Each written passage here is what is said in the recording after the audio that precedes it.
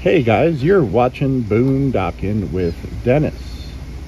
Came over to the bait shop this morning, D&M Bait on the bay. Hey Mitch. How you doing today? Good. Do you have a minute? Yeah. I'm filming. Huh? I'm filming, no cursing. No cursing, huh? Hey, do you remember Sailors don't curse. No. that curse like a sailor thing? I don't know where that comes from. I don't know, it's all fictional, I guess. I blame Obama. Yeah. How you doing, my friend? I'm good. Last week, Freddie, Donna, and Zach came, and they recognized you from my channel. Yes. And you let them fish off the pier. Yeah. Well, this is from them. Oh man, man! Thank you guys so much. Does it fit? Is that the right size? That's the right size. That's it.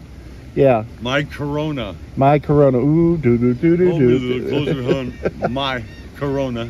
They said bless. to get you a 6-pack, but they sent enough for 12. Yeah. And there's a couple bucks left, and I'm going to put that. Let me get your face here. I'm going to put that in the coffee, the ever-growing coffee fund. Oh, thank you guys so much. And thank you, Dennis. You're welcome. Where's the best working? Where's the hardest working man at the harbor? What was it? Yeah, what are you? Hardest working bait stand out there. Which I'm sure your neighbors loved, right? Yeah, yeah, they were cool with it. They were cool with it. So D&M Bait, come see Mitch, and he really likes coffee. No sugar, 4 creams, right? Yep. All right. Thank you, Mitch. Hey, thank you. Dennis, appreciate it. Donna, Freddie, and Zach. And I think it was Zach's birthday, they said, too. Yeah. Yeah, okay, cool. Thanks, Mitch. Thanks so much. You can see, guys, the little bit of a break in the rain, but there's a rainbow right above that picnic table and just a little bit to the right. Just a little tiny piece of a rainbow. That's all I see of it. But when I was driving here, I just noticed how interesting the clouds looked. The wind's still going on. We're supposed to get more rain, but Dead Wrong Dale did not call for a rainbow today. Maybe our drought is over. So there's the courthouse under construction on the far left. And there is City Hall. And it's been a few weeks since we were over here. We kind of showed what was going on here. I'm going to zoom out a little bit just so you can get the whole picture. They're doing some major construction here at the Angel Rose Bed and Breakfast. Historical building. If you want information on staying there, it's 361-729-3189. You are a 5-minute walk from Mitch's bait stand if you walk real slow. Get the turret on there. Let me zoom out just a little bit more. Get my finger out of the way. This is a professional channel. Yeah, they're doing major. They got a sign, Historic Preservation Fund, Rehabilitation of the Brock House. Okay, so that's the Brock House. They got supports in there and scaffolding. I wonder what kind of palm trees those are. This place is absolutely beautiful, and I'm so glad they're able. You know, we've seen so many buildings that don't get restored, you know. So that's going to be a beautiful bed and breakfast right next to the courthouse. Hey, if you're coming to court, people, look at that. They got the fancy outhouse back there. Let me zoom in a little bit. This dumpster has been here since 1828. Is a no, it's not. It's not a historic dumpster. Okay, scratch that. Can we edit that out? And this house here has a historical marker as well. And we have read it in the past, and I'm drawing a blank on the name of it. Maybe we will zoom, swing around the corner and get that. If only I had my glasses on. A lot of channels would research this stuff ahead of time. Me, nope. Not going to Not gonna do. So windy last night, the street closed sign blew over, so we can go down here. The Richard, I can't read it, Richard something Woodhouse. The Richard Hines Woodhouse. I can't read it, but I think that's what it was. And look at these palm trees. I love a historic house with a nice pool. And they have a very nice pool. Look how green that grass is from the rain, guys. Woohoo! And then, under construction, they're actually making really good progress, so you got to give it to them.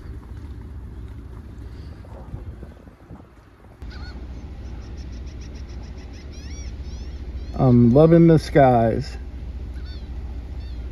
I might be not loving it when the rain starts again, but hey, Kevin. Well, if Eugene's not going to show up, we'll just hang with Kevin.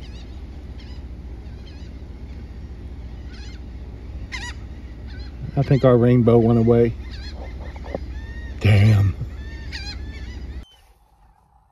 I hope you're having a very happy Easter. Hopefully most of you got the day off because it's Easter and it's Sunday. I know some people still have to work. Like those crazy people with YouTube channels. Yup. I wanted to thank Lisa, Bailey, and Hammer. I got a very nice gift last night through Cash App or PayPal or Venmo. I forget which one.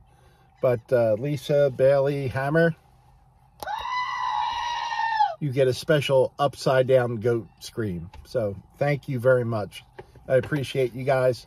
And I hope you can come visit soon. And Lisa and Bailey, again, I'm just using you to get the hammer. I'm sorry. I have to admit these things. Speaking of horrible, horrible buttons, you ready? My wife complains I don't buy her flowers. To be honest, I didn't know she sold flowers. I bet you Anita in Australia at Flower Folk Farm found that one very funny. I have a love-hate relationship with the dad joke button. It's the laugh afterwards, I always say this, that makes it. I got a question from Cheryl. And Cheryl wanted to know in general, how do I deal with mold? And oddly enough, I haven't had a major mold problems. Sometimes I'll find things with beginning of mold. And that's usually my cutting board. I have a wood bamboo cutting board that's awesome. And every time I use it, I wipe it down with a bleach cloth. You can see it's... I think it might be mold. It could just be the wood getting darker. It's not like a growth. It's like a discoloration of the wood. My bed and mattress is in a zipper waterproof liner. And I need to get the same things for my pillows. I always had that. And then I was dumb. My pillows were still damp months ago and I didn't notice. And I put them in a sealed zipper liner, which of course was perfect for the mold to grow in that, and I had to throw that stuff away. But other than that, I mean, we do get these periods of rain, but for the most part, you know, 9-10 months out of the year, it is ungodly hot here, and there's always a wind blowing, so it does, once the sun does come out, it does make it very easy to get everything dry again. And sometimes it's so windy, it makes it difficult to change the sheets on my mattress. I would love to change my fitted sheet twice a week. And sometimes I have to go 2 weeks waiting for the wind to die down enough. Because when I pull my mattress out of the back, it's like a huge sail. And sometimes I have to go find a spot that kind of blocks the wind just to put sheets on my bed. But yeah, I've been fortunate. I haven't had a major mold problem yet, and it's been over 4 years. I don't know how they would do it in like the Pacific Northwest, you know? If I had to do this in the Pacific Northwest, I would probably be in a lot of trouble, because when things are damp like they are right now, my bedding is damp when I go to sleep at night.